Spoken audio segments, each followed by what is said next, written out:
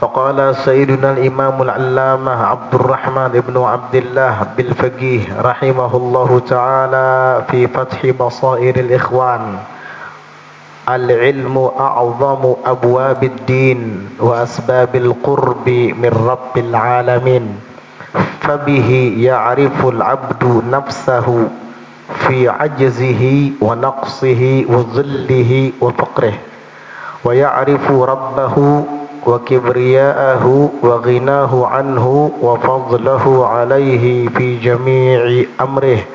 فالعلم الذي لا يثمر هذه الثمرة ولا تنمو به هذه المعرفة في هذه الشجرة ليس من علوم الدين بحال، فإنما هو قيل وقال، وهو إذا لم يفد الهدى والنور واليقين فإنما هو بلاء وبور وصفات المنافقين.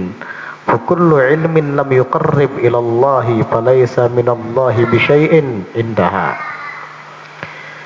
Waqala Sayyiduna al-Imam, dan berkata Sayyiduna al-Imam al-Allamah al-Habib Abdurrahman bin Abdullah bil-Faqih rahimahullahu ta'ala fi Fathi Basairil Ikhwan, di dalam kitabnya yang berjudul Fathu Basairil Ikhwan. Kata beliau, al-ilmu, ilmu itu adalah a'zamu abwabid dini wa asbabil qurbi min rabbil alamin. Ilmu adalah paling besarnya pintu-pintu agama dan sebab-sebab kedekatan daripada Tuhan alam semesta. Jika kita ingin memahami agama kita lebih dalam lagi, maka kita harus menuntut ilmu. Dan jika kita ingin dekat dengan Allah Tuhan alam semesta, maka kita harus belajar ilmu. Artinya orang yang tidak berilmu, dia tidak akan memahami agama. Orang yang tidak paham dengan agamanya sendiri, maka di saat beribadah dia akan kesulitan, sehingga kecil peluang baginya untuk bisa dekat dengan Allah. Artinya orang yang jahil itu pasti jauh dari Allah, tidak mungkin dekat karena kejahilannya. Jadi kalau mau dekat dengan Allah, maka harus menuntut ilmu, karena ilmu adalah termasuk sebab yang terbesar untuk bisa dekat dengan Allah. Ada orang bodoh, tidak berilmu, mengaku dekat dengan Allah. Bohong, gak mungkin orang bodoh bisa dekat dengan Allah. Kenapa? Karena kebodohannya itulah yang menghalanginya antara dia dengan Allah. Bagaimana mungkin orang yang tidak berilmu bisa menyempurnakan sholatnya? Bagaimana mungkin orang yang jahil bisa menyempurnakan ibadah dan ketaatannya? Bagaimana mungkin orang yang seperti ini bisa menjalankan ketakwaan? Bingung jalan apa yang harus ditempuh, bingung cara qiyam yang betul, cara ruku yang benar, cara i'tidal yang sahih, cara sujud yang dianjurkan oleh syariat, karena tidak ada ilmunya. Bisa-bisa bacaan Al-Fatihahnya tidak benar, bisa-bisa tata cara beristinjanya tidak betul sehingga masih bernajis, bisa jadi wudunya tidak betul-betul pas sehingga mungkin ada sebahagian yang wajib dibasuh tapi masih belum terkena air, sehingga berwudunya tidak sempurna. Jika tidak sempurna, bisa jadi tidak sah. Maka wudu bersuci yang merupakan syarat dalam melaksanakan sholat tidak terlaksana, maka sholatnya pun tidak terlaksana. Na'udzubillah. Itulah bahayanya kebodohan. Fabihi, maka dengannya, yakni dengan ilmu, ya'riful abdu nafsahu, mengenal oleh seorang hamba itu akan dirinya. Berarti ilmu bisa memperkenalkan hamba akan dirinya. Kita ini hamba dan kita wajib mengenali diri kita. Kenapa? Kalau kita tidak mengenali diri kita tidak akan mengenali Tuhan kita. Man arafa nafsahu faqad arafa rabbahu. Barang siapa mengenali akan dirinya, maka sesungguhnya berarti ia mengenali Tuhannya. Di antara jalan atau perantara seorang hamba dapat mengenali Tuhannya adalah terlebih dahulu ia mengenali dirinya. Kalau dia tidak punya ilmu, mana mungkin dia bisa mengenali siapa dirinya. Oleh karenanya, fabihi, maka dengannya ilmu itulah ya'riful abdu nafsahu, seorang hamba akan mengenali dirinya. Ini ilmu mengenal diri. Mengenali dirinya dengan apa? Fi ajzihi, dalam kelemahannya, wa naqsihi, dan kekurangannya, wa zullihi, dan kehinaannya, wa faqrihi, dan kefakirannya kepada Allah. Ketika si hamba sudah sadar bahwa dirinya itu lemah, bahwa dirinya itu penuh kekurangan, bahwa dirinya itu hina, bahwa dirinya itu fakir, disinilah ia akan mengenali yang maha kuat, yang maha sempurna, yang maha mulia, yang maha kaya. Itu perantaranya. Di balik kelemahannya ada yang maha kuat, di balik kekurangannya ada yang maha sempurna, di balik kehinaannya ada yang maha mulia, di balik kefakirannya ada yang maha kaya. Siapa itu? Allah Subhanahu wa ta'ala. Ini arti ilmu mengenali diri. Makanya beliau lanjutkan, wa ya'rifu rabbahu, dan dengan ilmu tadi ia akan mengenali Tuhannya Allah, wa kibriya'ahu, dan mengenali kebesarannya Allah, wa ghinahu, dan mengenali kekayaannya, kemahakayaannya Allah, anhu, daripada dirinya. Allah tidak perlu kepadanya, Allah tidak perlu salatnya, tidak perlu ibadahnya, tetapi dia hamba itulah yang perlu kepada Allah, yang perlu kepada salat untuk menyembah Allah, yang perlu kepada ibadah untuk bisa dekat kepada Allah. Allahnya tidak perlu, karena Allah ghaniyun 'anil 'alamin. Allah maha kaya daripada alam semesta, daripada makhluk-makhluknya. Wa fadlahu alaihi fi jami'i amrih, dan ia akan mengenali dengan ilmu itu fadlahu, akan anugerahnya Allah, alaihi, atasnya, fi jami'i amrih, dalam seluruh urusannya. Dia bisa bergerak karena karunia Allah, dia bisa melihat karena karunia Allah, dia bisa berbuat taat karena karunia Allah, dia bisa melangkahkan kaki pergi ke majelis karena taufik Allah. Semua urusan yang ia lakukan, dibalik semua itu adalah Allah pada hakikatnya yang mentakdirkan. Kalau bukan dengan ilmu, kita tidak akan sadar, kita tidak akan tahu. Akhirnya kita hidup dalam keadaan sombong sampai mati, karena merasa diri yang hebat, karena merasa dirinya yang berbuat taat, karena merasa dirinya yang mampu untuk sholat, untuk puasa, untuk berhaji, dan melakukan amal ibadah lain, sementara dia terhijab dengan amal ibadahnya itu daripada Allah yang maha mentakdirkan segalanya, lantaran kebodohannya tadi. Jika seorang hamba ini sudah mengenali akan rumus yang demikian itu, bagaimana mungkin akan muncul di hatinya ujub, bangga diri. Dari mana akan datang rasa riya di dalam hatinya? Karena dia sadar bisa berbuat taat, bisa berbuat baik bukan karena dirinya, tapi karena Allah Subhanahu wa taala. Kalau dia menyadari akan yang demikian, berarti dia ini bukan apa-apa, bukan siapa-siapa.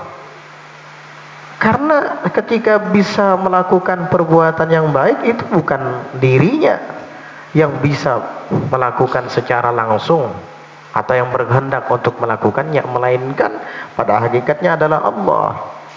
Nah, ilmu yang semacam inilah yang akan mengenalkan kita kepada diri kita, yang secara otomatis jika kita mengenali diri kita, kita akan mengenali Tuhan kita, Allah Subhanahu wa taala. Fal ilmu allazi la yuthmiru hadhihi ats-tsamarata, maka ilmu yang tidak membuahkan buah ini, wala tanmu bihi hadhil ma'rifatu, dan tidak akan tumbuh dengannya ilmu tadi, ma'rifat seperti ini, fi hadhihi syajarati, di dalam pohon ilmu ini, laisa min ulumid dini bihalin, maka ia bukanlah daripada ilmu-ilmu agama bihalin sama sekali. Jika menuntut ilmu tidak membuahkan hasil seperti yang dijelaskan tadi, maka itu bukan ilmu agama. Itu mestinya akan muncul kemakrifatan di dalam hatinya ketika mempelajari ilmu agama tadi. Merasa dirinya lemah, merasa dirinya hina, penuh kekurangan dan fakir. Ini baru bisa dikatakan ilmu agama. Jika malah sebaliknya, merasa dirinya hebat dengan ilmu yang dituntutnya tadi, merasa dirinya sudah sampai, merasa dirinya yang paling mengenal Allah, paling ma'rifat, maka ketahuilah itu bukan ilmu agama, tetapi itu adalah ilmu iblis. Karena iblis yang merasa paling mulia, karena iblis yang merasa paling hebat, iblis yang merasa paling dekat dengan Allah Subhanahu wa taala, sehingga ia sombong. Itu bukan ilmu agama, tapi ilmu iblis. Lalu kemudian dia suka mengatakan ana, saya, aku. Ikam kada sampai lagi. Artinya aku sampai. Ini bukan ilmu agama kayak gitu. Jika kamu mempelajari ilmu agama, berlabelkan ilmu ma'rifat, berlabelkan ilmu hakikat, berlabelkan ilmu mengenal dirilah, tapi setelahnya kamu mengatakan kepada orang, ikam belum sampai lagi, ketahuilah ilmu yang kamu pelajari itu bukan ilmu agama, tapi ilmu iblis. Kenapa? Karena kamu sudah merasa sampai. Kenapa? Karena kamu telah meremehkan lawan bicaramu dengan mengatakan ikam belum sampai lagi. Berarti kamu sudah merasa sampai dan kamu merendahkan lawan bicaramu karena kamu memandang dia belum sampai. Waliyadzubillah. Kalau kamu seperti itu, maka lekas-lekaslah bertaubat dan berhenti menuntut ilmu dari orang tersebut. Jika kamu terus menuntut ilmu itu, kamu akan semakin larut dan semakin larut hingga akhirnya tersesat, sementara kamu merasa kamulah yang paling benar. Na'udzubillah min dzalik. Na'udzubillah.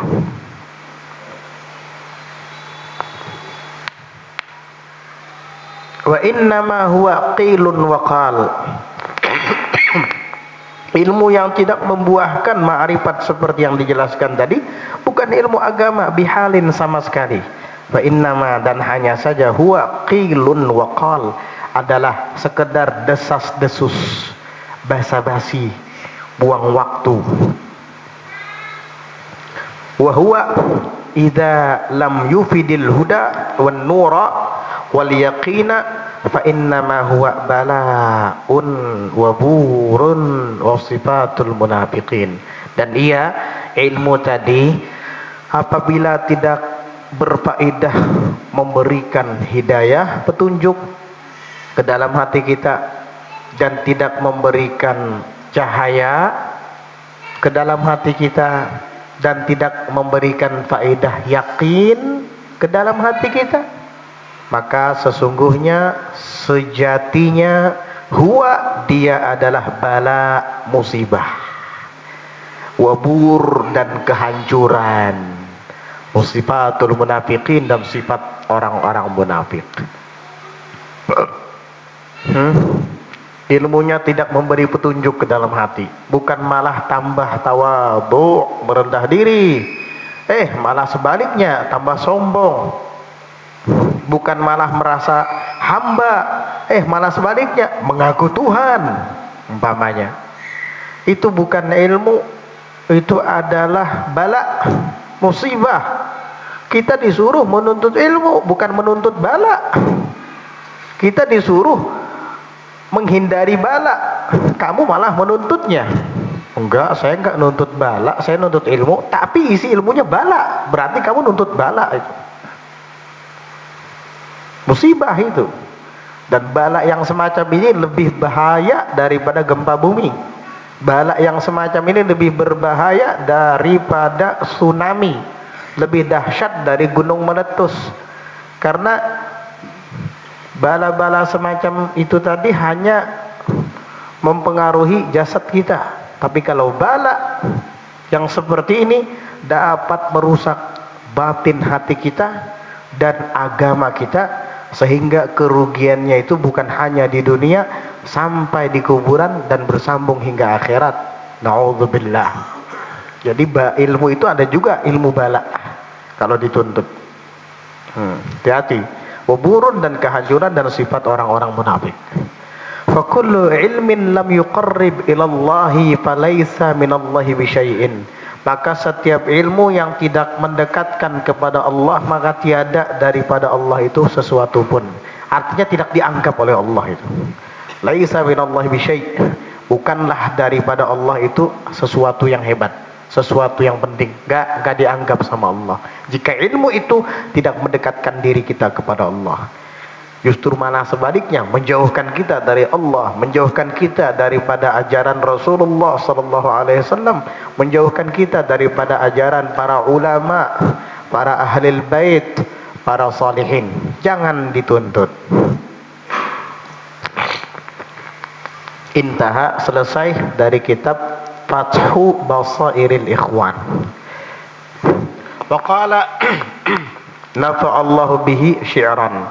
Dan berkata pula beliau Al-Imam Al-Allamah Abdurrahman bin Abdullah Bil-Faqih, nafa'allahu bih, semoga Allah berikan manfaat kepada kita dengan berkat beliau. Syi'ran, dalam gubahan syair. Wa ilmu zil anwari fi jananihi, wa ilmu zil awzari fi lisanihi. Kata beliau, ilmu orang yang memiliki cahaya-cahaya keilmuan, fi jananihi, ada di dalam benaknya, ada di dalam hatinya. Orang yang memiliki cahaya ilmu, maka cahaya ilmu itu bersinar di hatinya. Ya. Wa ilmu zil auzari, dan sedangkan ilmu orang-orang yang memiliki dosa itu fi lisanihi, hanya sebatas di lidahnya saja. Ada perbedaan yang sangat jauh antara orang yang di dalam hatinya ada cahaya ilmu dan antara orang yang ilmunya hanya di lisan saja. Di antara perbedaannya adalah orang yang ilmunya ada di dalam hatinya, cahaya ilmu tersebut, dia tidak banyak bicara. Bicaranya tuh, kata Sayyidina Ali bin Abi Thalib, singkat saja tapi padat. Kalau orang yang ilmunya hanya di lisannya saja, ini yang banyak bicara biasanya. Di warung-warung, mencari gara-gara lawan orang. Ikam tahulah lawan hakikat diri. Kada tahu ikam tasembah dinding. Kamu ini aja bepandir di warung tuh sorangan. Ini ilmu di lidah ya. Enggak, jangankan sampai ke hati, melampaui tenggorokannya aja kada. Nang kayak buku kumur. Hah? Kok kumur di luak banyunya pas kayak gitu. Ini nih. Karena dia tidak punya ilmu pada hakikatnya. Tong kosong nyaring bunyinya.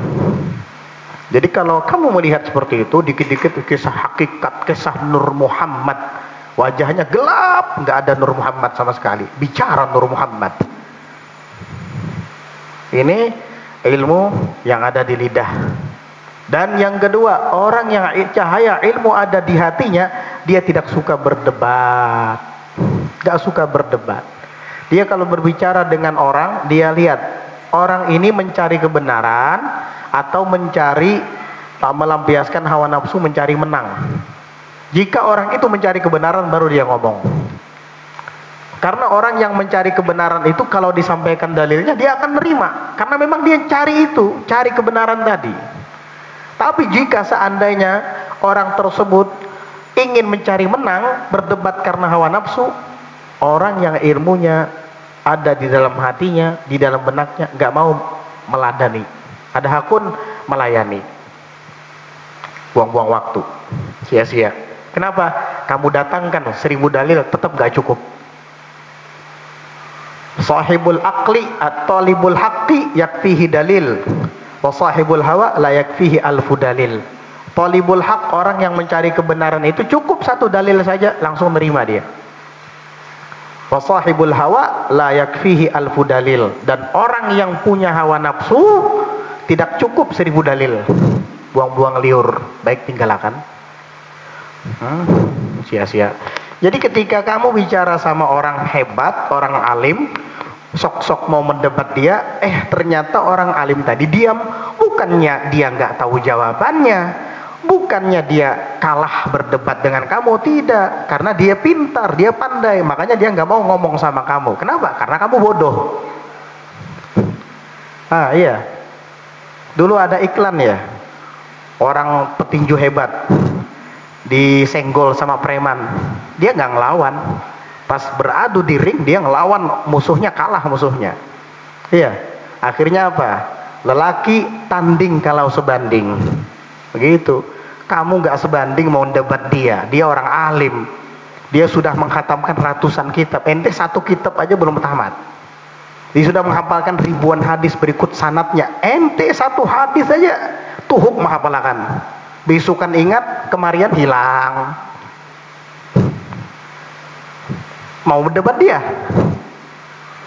lalu dia diam karena kamu bodoh, nggak mau dia membuang-buang waktu melayani kamu. Lalu ente pakai perasa, guru nang keluaran Hadramut aja ku debat kalah. Bukan kalah, ente bodoh, dia alim, dia nggak mau melayani kamu. Na'udzubillah min dzalik. Jadi begitu. Ilmu dzil anwari fi jananihi wa ilmu dzil auzari fi lisanihi. Ilmu orang yang punya cahaya itu di dalam benaknya, di dalam hatinya. Dia hanya mengeluarkan kepada orang yang berhak menerimanya, kepada orang yang memang siap untuk mempelajari dan mengamalkannya. Sedangkan ilmu orang yang pendosa itu ada di lidahnya, hanya di lidah, kayak kumur-kumur. Baru kumur akan dikeluarkan. Na'udzubillah. Wa an Sayyidina Syekh Al-Imam Abdullah Al-Haddad radhiyallahu anhu qala, daripada Sayyidina Syekh Al-Imam Abdullah Al-Haddad radhiyallahu anhu, beliau mengatakan, kullu ma sarafa qalbaka 'anillahi min ilmin aw ghairihi aw wista bihi fi nafsika fatrukhu wa in kana min ulumil akhirah.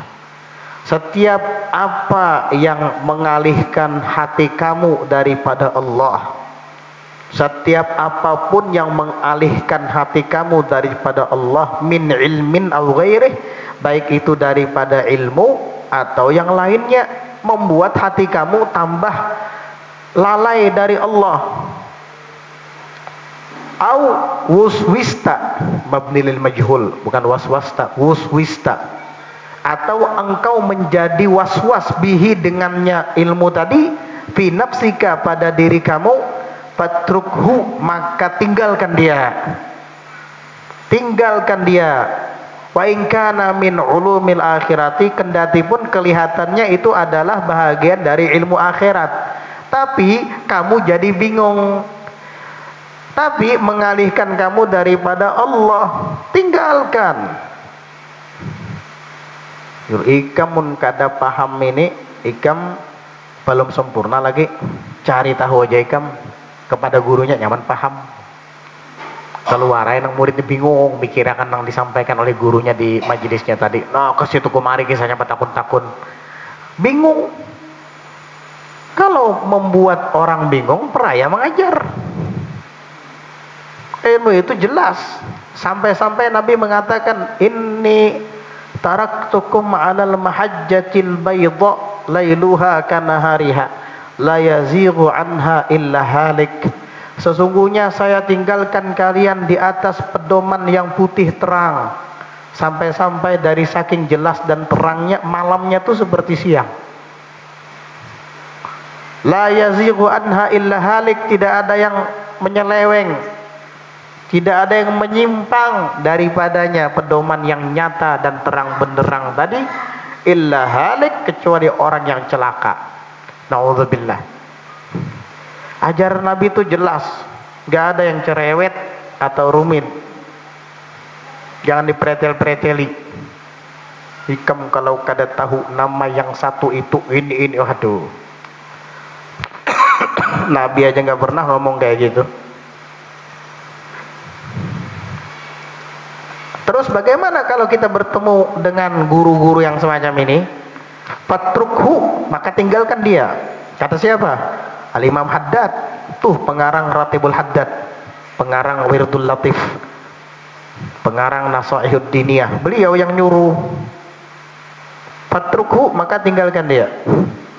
Walaupun kelihatannya ilmunya ilmu akhirat, ya labelnya kayaknya sih ilmu akhirat sih, ilmu hakikat ceritanya, ilmu ma'rifat, ilmu mukasyafah, ilmu musyahadah, ceritanya begitu. Tapi ujung-ujungnya membingungkan, membuat kamu was-was. Tinggalkan, kata beliau, itu bukan ilmu itu. Waqtilaful ulumi kakhtilafit turuq. Lalu beliau beri gambaran, kata beliau, waqtilaful ulumi kakhtilafit turuq. Perbedaan-perbedaan ilmu itu sama seperti perbedaan jalan. Ya. Fakhud minha ma tahtaju ilaih. Maka ambillah dari banyak jalan itu sesuatu yang engkau perlu kepadanya. Kamu mau kemana? Mau ke Banjarmasin. Oh, kalau keluar dari jalan pusaka, arahnya ke kiri. Terus nanti ikuti petunjuk. Begitu. Jangan arahnya ke kanan, nggak sampai ke Banjar kamu, sampainya ke Batu Licin nanti. Kan kamu perlunya ke Banjar, kenapa ke kanan? Ya ke Batu Licin jadinya, nggak jadi ke Banjar. Kau aja dipeh mantas lewat Loksadu, jauhnya,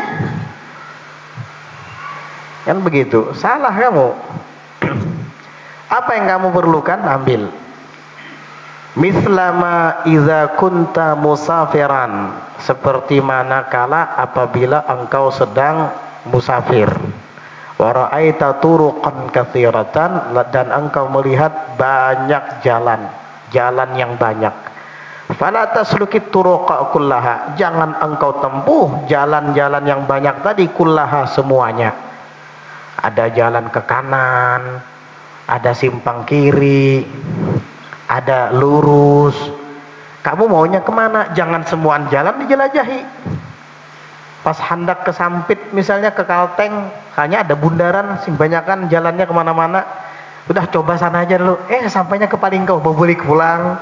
Terus saja sampainya ke Muara Teweh, bobulik pulang. Ambil kiri, habis bensin kayak gitu. Semuaan dijalani. Salah. Nah, kayak apa caranya supaya kada tersesat, supaya betul jalannya? Ya harus ada guru, harus ada yang berpengalaman, yang tahu. Kalau kamu mau ke Sampit, bawa orang Sampit. Ya, biar di bundaran tadi tidak nyasar. Oh, kata orang Sampit, pian arahnya terus, kena ada bundaran, ambil kiri. Kada ke kanan, oh jangan, salah, ambil kanan, nanti kamu ke Pelingkau tembusnya. Enggak lurus, aku lurus ke Muara Teweh, kamu salah. Kiri, misalnya ya, ini misalnya aja. Gitu. Kalau kamu ingin sampai kepada Allah, cari guru yang bisa menyampaikanmu kepada Allah. Begitu. Ingin sampai kepada Rasulullah, ingin sampai kepada Nur Muhammad, cari gurunya yang bisa menyampaikan kamu ke sana, jangan sembarangan. Bal wahidatun minha allati minha tariquka, tapi ambil atau cari jalan, fala taslikit turuqa kullaha bal wahidatan, bukan wahidatun ya, wahidatan. Itu bal ataf ma'tufnya kepada turuqa. Jadi yang diambil wahidatan saja, satu jalan saja yang ditempuh, minha dari sekian banyak jalan-jalan itu, allati minha, dan yang dari sanalah, darinya lah tariquka, jalanmu dimulai. Intaha, selesai. Kalau kebanyakan jalan, kada sampai-sampai akhirnya. Yang ada bensinnya habis, sedangkan kamu belum sampai. Wa kataba, intaha, wa kataba radhiyallahu anhu wa nafa'ana bihi ila ba'dihim, dan menulis Al-Imam Abdul Al-Haddad radhiyallahu anhu, semoga Allah meridhoinya, wa nafa'ana bihi, dan memberikan manfaat kepada kita melalui beliau, menulis surat kepada siapa? Ila ba'dihim, kepada sebahagian mereka, entah itu adalah sahabat beliau atau mungkin murid beliau. Di dalam surat itu beliau tulis dan kirim kepada orang itu, wa alaika bil ulumil ghazaliyati, hendaknya engkau mempelajari ilmu-ilmu Imam Ghazali, allati jara majraha wa ma jara majraha, dan yang sealiran dengannya. Artinya pelajari kitab-kitab Imam Ghazali dan yang serupa dengannya, dengan ilmu-ilmu Imam Ghazali tadi, yang sealiran dengannya. Minas sufiyati, daripada kitab-kitab tasawuf, wal fiqhiyati, dan kitab-kitab fikih juga, allati hiya ulumus syar'i, yang mana ia adalah ilmu syariat, wa sarihul kitab wa sunnah, dan keterangan kitab dan sunnah, Al-Quran dan Al-Hadis. Pelajari itu. Kenapa kalau kita mempelajari itu? Fasammas salamatu wal ghanimah, sebab di sanalah letak keselamatan agamamu, wal ghanimatu, dan keuntungan kamu di akhirat, di situ. Wahtariz, dan berjaga-jagalah engkau, mimma siwa dzalik, dari apapun yang selain itu. Imam Ghazali ini termasuk ulama hebat, ulama besar, mengarang kitab Ihya Ulumuddin. Imam Nawawi mengomentari kitab Ihya Ulumuddin itu, beliau mengatakan, kadal ihya'u an yakuna Qur'anan, hampir-hampir kitab Ihya Ulumuddin itu jadi Al-Quran, kata beliau. Hanya saja dia adalah karangan manusia, Imam Ghazali. Karena apa? Karena isinya Quran, isinya keterangan yang ada di dalam Al-Quran. Al-Quran itu kan Allah wahyukan kepada Nabi Sallallahu Alaihi Wasallam dengan singkat, secara sporadis, singkat, tetapi isinya padat. Nah, Imam Ghazali lah yang membedah isi kandungan Al-Quran itu. Al-Quran yang hanya 1 jilid dijelaskan isi kandungannya oleh Imam Ghazali di dalam kitab Ihya Ulumuddin yang jumlahnya sebanyak 4 jilid. Sampai-sampai kata beliau, Ihya itu menjadi Al-Quran.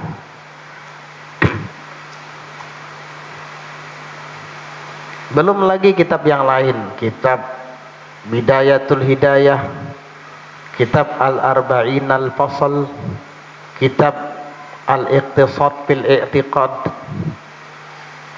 Fikihnya mulai dari yang basit sampai wasit sampai wajiz. Belum usulnya lagi, Mustasfa fi usulil fiqhi, jumlahnya 10 jilid lebih. Itu karangan Imam Ghazali semua. Nah, kata beliau kepada orang yang disuratinya tadi, hendaknya kamu pelajari ilmu-ilmu Imam Ghazali dengan membaca kitab-kitabnya dan yang sejalan dengannya, seperti kitab Al-Habib Abdullah Al-Haddad sendiri, atau seperti kitab Asy-Syaikh Abdul Wahhab Asy-Sya'rani. Itu sama tuh, semuanya sama seperti kitab-kitab Imam Ghazali. Karena disitulah keselamatanmu dan keuntunganmu. Dan jaga dirilah daripada selain itu. Fa innahu, karena sesungguhnya rubbama yushawwishu 'alal insani sulukahu.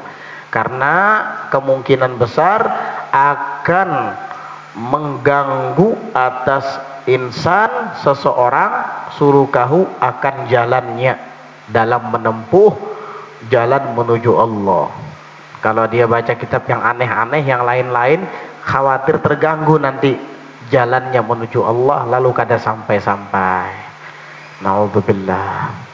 Faqala Sayyiduna Imam Ahmad bin Zain Al-Habasyi nafa'allahu bih, dan berkata Sayyidina Imam Ahmad bin Zain Al-Habasyi nafa'allahu bih, la syakka, tidak diragukan, anna mutala'atal kutub, bahwasanya menelaahi kitab-kitab itu, yakni kutubil qaum, kitab-kitab kaum. Kaum itu kalau disebutkan oleh para ulama, maka yang dimaksud adalah para ulama ahli tasawuf atau ulama sufi. Telaahi kitab itu, kata beliau, karena tidak diragukan menelaahi kitab kaum para ulama sufi, kal Ghazaliyati, seperti kitab-kitab Imam Ghazali, afdalu, lebih afdal, minat taqarrubi binawafilil ibadat, daripada mendekatkan diri dengan ibadah-ibadah yang sunnah. Kenapa? Lima fiha minat ta'rifi bihalin nafsi, karena di dalamnya kitab-kitab sufi tasawuf tadi terdapat ta'rif, mengenalkan bihalin nafsi, dengan keadaan nafsu kita, keadaan diri kita.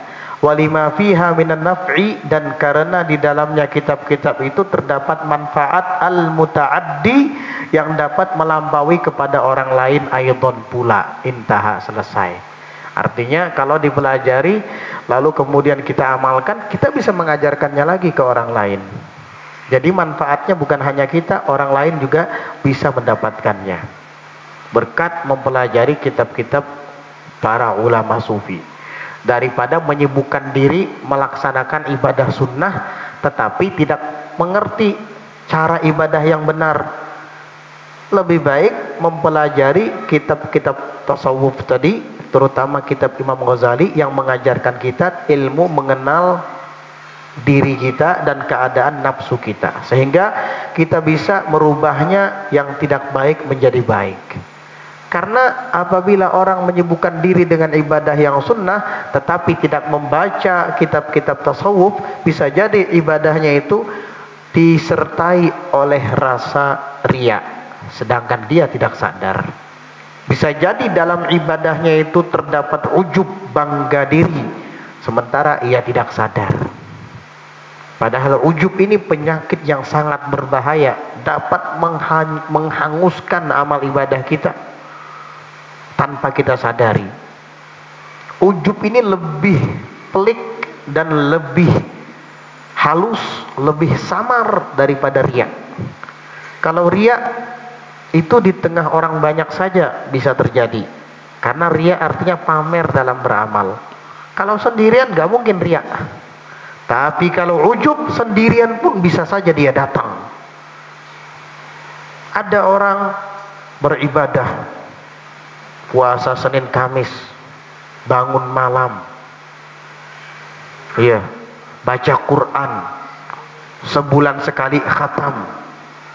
Pas di suatu malam dia bangun duduk sendirian, merasa sepertinya di kitab ini tidak ada orang seperti saya. Saya sudah 1 tahun bisa mengkhatamkan Al-Quran setiap bulan. Saya bangun malam, saya terus memuji diri sendiri. Dalam hatinya tidak usah diungkapkan oleh lisan. Akhirnya dia merasa dirinya yang paling hebat di kitab. Ini orang magrur, ini orang ujub, ini orang hangus ibadahnya semua. Menyumbang, iya, ke situ kemari, ke situ kemari. Tidak ada yang tahu dia nyumbangnya sembunyi-sembunyi misalnya, luar biasa, hebat memang, tapi dia tidak pernah membaca kitab tasawuf, tidak tahu penyakit-penyakit hati. Akhirnya terlintas di benaknya, sepertinya hanya saya yang bisa menyumbang seperti ini, tidak diketahui oleh orang banyak, hebat saya ini. Itu semua pahala sedekah yang dia keluarkan hangus gara-gara perasaan seperti itu. Dan ini tidak akan bisa kita sadari jika kita tidak mempelajari ilmu tasawuf. Ternyata itu penyakit hati yang jauh lebih berbahaya daripada riya. Ujub, bangga diri. Dan itu tidak perlu orang banyak, sendirian pun bisa saja terjadi. Na'udzubillah min dzalik. Merasa paling suci, merasa paling mulia, merasa paling alim, paling bersih, dan paling soleh dari orang lain. Walaupun dia duduknya kayak orang tawadhu, kayak orang luar biasa, hanya Allah yang tahu itu penyakit yang ada di hatinya ini. Hangus semua amal ibadahnya. Oleh karenanya, itulah alasan kenapa Al-Habib Ahmad bin Zain Al-Habsyi mengatakan, terkadang sibuk membaca kitab tasawuf seperti kitab-kitab Imam Ghazali lebih afdal daripada sibuk melakukan ibadah-ibadah yang nafilah, nawafil, yang sunnah. Karena apa? Ibadah yang sunnah dilakukan tapi tidak ada ilmu tasawufnya, bisa jadi ibadah itu sia-sia, habaan mansura, seperti kapas yang ditiup angin, hilang, tidak tahu kemana. Sedangkan pelakunya tidak sadar, dan dia sudah melakukan itu 10 tahun, 20 tahun, bahkan 30 tahun. Ternyata selama 30 tahun itu sia-sia amalnya semua, karena tidak tahu ilmu tasawuf. Oleh karenanya, ilmu itu seperti yang disebutkan oleh Jibril kepada Nabi di dalam hadis yang ma'ruf dengan hadis Jibril, adalah ilmu tentang Islam, tentang iman, dan tentang ihsan.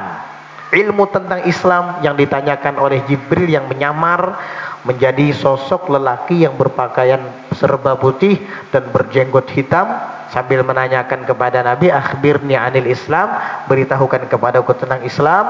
Kemudian bertanya tentang iman, kemudian bertanya tentang ihsan. Itu semua adalah pedoman hidup kita. Kalau Islam itu berhubungan dengan syariah, ilmunya disebut ilmu fikih. Kalau iman itu berhubungan dengan akidah, ilmunya disebut dengan ilmu tauhid. Kalau ihsan itu berhubungan dengan tazkiyah, sufi, tasawuf, ilmunya disebut dengan ilmu tasawuf. Islam itu syariah, iman itu adalah akidah, ihsan itu adalah tazkiyah. Syariat adalah Islam, ilmunya namanya fikih. Akidah adalah iman, ilmunya namanya tauhid. Tazkiyah adalah ihsan, ilmunya adalah tasawuf. Kalau hanya belajar syariat aja tapi akidahnya tidak dipelajari, bisa zindik kita, bisa fasik kita. Atau belajar akidah aja, syariatnya tidak dipelajari, bisa fasik kita, bisa zindik kita. Syariat didalami tapi akidah tidak, bisa fasik. Akidah didalami tapi syariat tidak, bisa zindik. Akidah dan syariat didalami tapi tasawuf tidak, bisa batal, gak diterima sama Allah. Jadi bagaimana caranya? Dalami syariatnya, belajar tata cara wudhu yang benar, belajar tata cara taharah, beristinja yang betul, belajar tata cara sholat yang benar, dari afalnya, akwalnya, semua dibetulkan. Kemudian setelah itu sempurnakan akidahmu, tauhidmu, imanmu. Kemudian lengkapi syariat dan akidah ini, yaitu Islam dan iman ini, dengan ihsan, yaitu tazkiyah dan tasawuf tadi. Al-ihsan an ta'budallaha ka'annaka tarahu fa in lam takun tarahu fa innahu yaraka. Ihsan itu adalah engkau beribadah menyembah Allah seolah-olah engkau melihatnya. Jika engkau tidak bisa, maka yakinilah bahwa ia melihatmu. Orang yang bisa melakukan ini hanya orang yang bersih hatinya. Itulah kenapa dikatakan tazkiyah, pembersihan hati, pensucian jiwa. Kalau hatinya bersih, dia bisa melakukan itu. Tapi kalau selama hati itu kotor, ada riaknya, ada ujubnya, ada sombongnya, ada suudzonnya, ada bugut kebenciannya, nggak bisa dia akan melaksanakan ihsan itu tadi. Nah, itulah kenapa kitab tasawuf sangat penting untuk menyempurnakan syariat dan akidah kita, untuk menyempurnakan Islam dan iman kita. Mudah-mudahan Allah ajarkan kepada kita ilmu yang bermanfaat dan mengaruniakan kepada kita taufik untuk dapat mengamalkannya. Amin Allahumma amin. Al-faslu tsani fi tafdhili kutubis salafi ala ghairiha. Pasal yang kedua berkenaan dengan mengedepankan atau mengunggulkan kitab-kitab para salaf terdahulu atas yang lainnya, yakni kitab-kitab yang lain. Insyaallah kita akan bahas di pelajaran yang akan datang. Dan insyaallah kira-kira 3 minggu lagi, malam Selasa terakhir mungkin dari bulan Dzulqa'dah, kita akan mengadakan haul kakek kita Al-Habib Salim bin Ali As-Saggaf. Sebenarnya sih beliau meninggal di awal-awal bulan Dzulqa'dah, tapi karena masih belum ada persiapan, makanya kita akhirkan saja di 3 minggu yang akan datang insyaallah. Karena ulun baru saja datang umroh seminggu yang lalu, sehingga persiapan kita masih belum matang untuk mengadakan haul dalam minggu-minggu ini. Maka kita akhirkan haul Al-Habib Salim bin Ali As-Saggaf pada malam Selasa 3 minggu yang akan datang insyaallah. Bagi yang ingin ikut serta melaksanakan akikah, bisa menghubungi Bapak Saifullah Ardi atau menghubungi Habib Khidir Ma'bud. Mengenai harganya, satu orangnya berapa, ulun lupa, tanyakan langsung aja kepada Bubuhan Sidin tadi ya, karena sekarang harga sapi benaik, mungkin harga akikahannya juga benaik. Kalau yang dahulu ulun ingat 2.500.000, waktu sapi masih 13 juta. Wah, ini sapi sudah 15 sampai 16 juta, belum bumbu-bumbunya lagi. Jadi biar bisa tanyakan langsung aja nanti kepada panitia. Dan insya Allah daging akikahan tadi nanti akan kita jadikan jamuan untuk para muslimin muslimat yang menghadiri acara haulan di tempat kita. Insya Allah jadi sedekah amal dan pahala untuk pian semuanya. Amin ya rabbal alamin. Insya Allah mudah-mudahan acara kita nanti 3 minggu yang akan datang berjalan dengan lancar, dan mudah-mudahan Allah Subhanahu wa taala karuniakan kepada kita umur yang panjang, sehat dan afiat, berkah dalam segalanya, dan selalu berbuat taat, dijauhkan daripada dosa-dosa dan maksiat. Amin Allahumma amin. Ala hadhihi niyyah wa ala kulli niyyatin salihatin jami'atin syamilah li khairatid dunya wal akhirah wa ila hadratin nabiyyi Muhammadin sallallahu alaihi wa alihi wa sahbihi wa sallam. Al-Fatihah.